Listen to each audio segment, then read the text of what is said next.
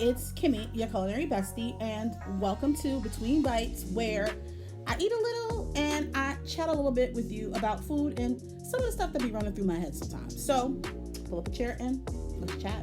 So, today I am eating some chili oil noodles, chili oil noodles with shrimp and a fried egg. And as you get to know me, you'll learn noodles are my jam, Asian foods are my jam. So if you see me eating a lot of this, just rock with your girl. But like that's a whole separate conversation for another time anyway. Okay, let me just grab a bite while it's still hot. I gotta get a good bite of noodle.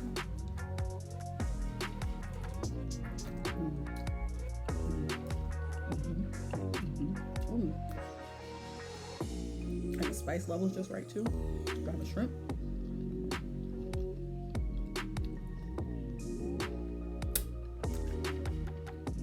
Alright, we're all set. So let's chat.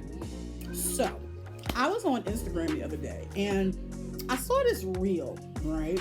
And it was a reel where this guy was making like this bean stew with harissa and dates. It was kind of like a spicy bean stew. And I was like, hold up, you know what? Matter of fact, let me show y'all right quick.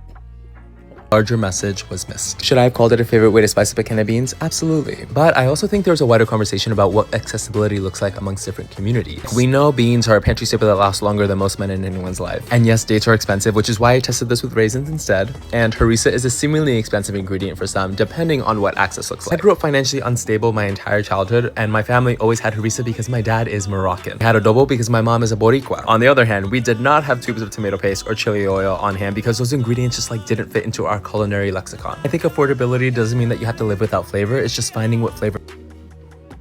Don't it look good? Like, that's my kind of carrying on. I want to try it, right? So maybe one of these days I'll come with that dish and we'll chat about some stuff. But for me, it was just like, yo, that's a really easy way to stretch a can of beans. After I kind of got past that original moment, I actually started listening to the commentary from the creator, right? And in the commentary, he was saying that he actually had to take the original video down because there was a lot of backlash that he got for calling the meal a recession meal. But like, y'all see me, right? Like, immediately my mind went to, oh, well, that's a great way to stretch a thing, right? And honestly, whenever I think about what a recession meal might be, that's the first thing I think about. What can I take that's already in my pantry that I can stretch to serve either a bigger meal or, you know, something that's inexpensive and like easy to put my hands on, right? Was it really not a recession meal? Let's get into that, shall we?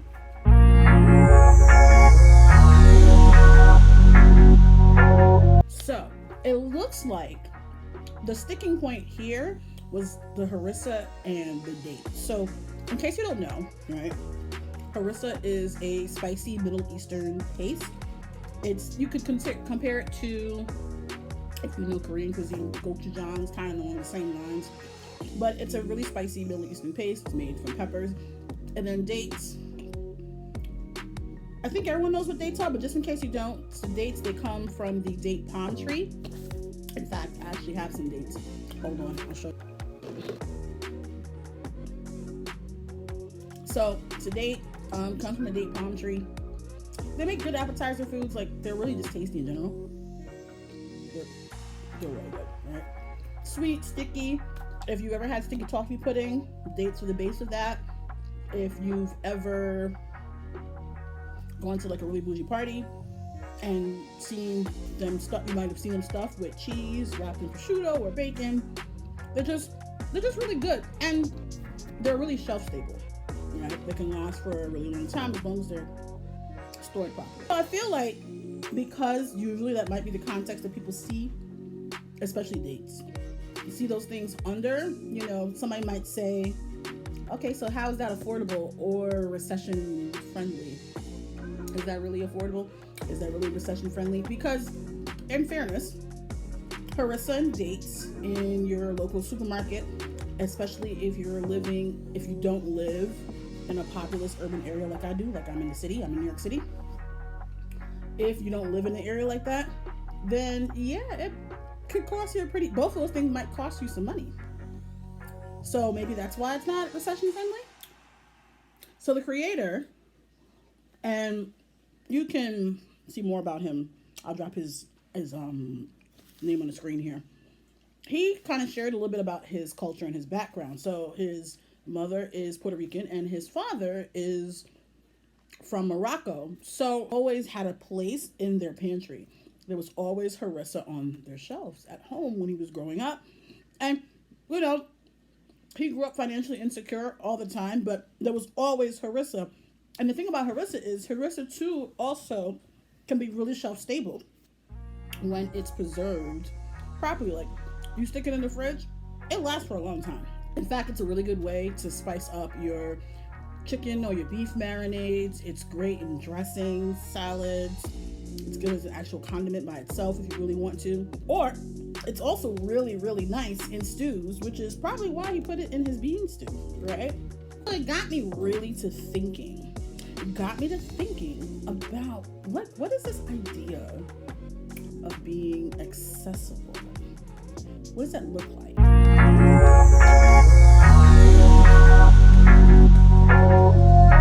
So for me, right, these are the three things I think about.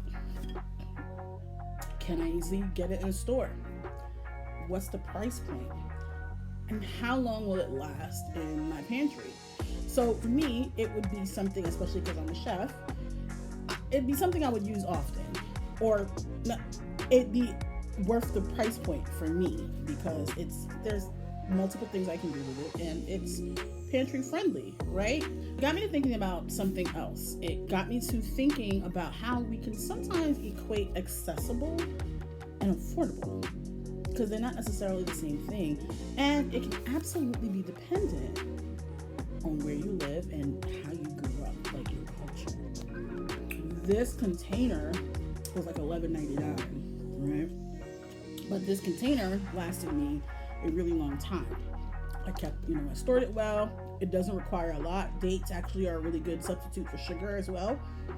And I was able to make multiple meals with that one thing. So by that definition, they are accessible. They may not be affordable, but again, that also depends on what your intentions are with doing them. So it kind of brought me to this other touch point, which is sometimes we take cultural items, cultural foods that are not familiar to us, and we deem them as luxury items based on the area that we are, or like where we live or how we live. So let's dig into that just a bit.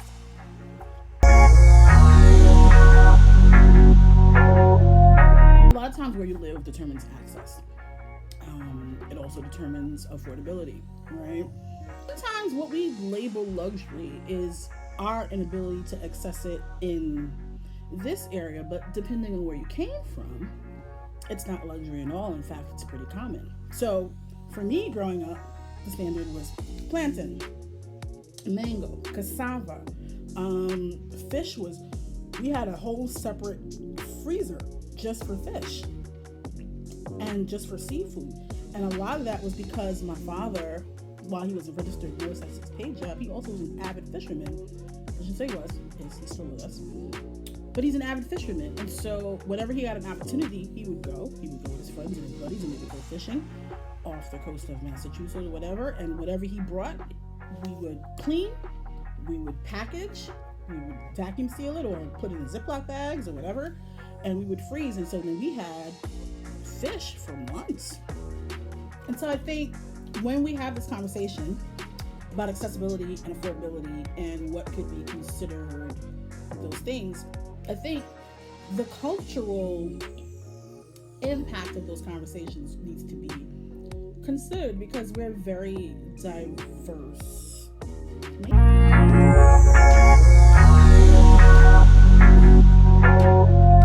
We sometimes call things inaccessible because they're unfamiliar.